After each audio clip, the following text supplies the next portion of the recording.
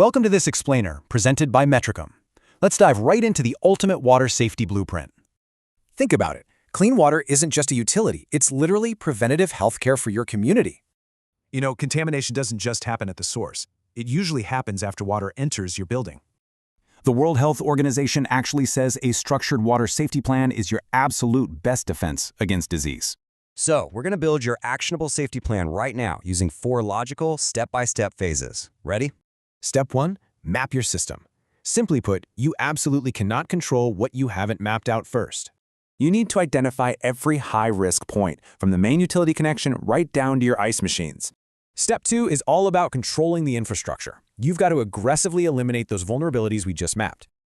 A perfectly clean municipal supply easily becomes deadly if trapped in stagnant pipes or dirty storage tanks.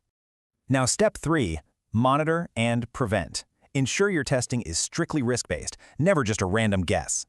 Track critical parameters like chlorine, pH, and E. coli, especially if you're managing vulnerable, high-risk facilities. And watch out for hidden risks. Things like water coolers and backflow connections can cross-contaminate an otherwise pristine supply. Remember, food safety starts with water. Unsafe water completely ruins washed vegetables, ice, and all your cooking surfaces.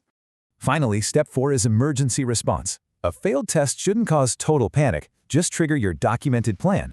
You need to know exactly who to notify, when to stop usage, and who ultimately approves reopening. Plus, safe water requires absolute accountability. Without solid records of cleaning and testing, you literally have no proof. Ultimately, we're protecting vulnerable groups here. A weak water system becomes a massive community health crisis instantly.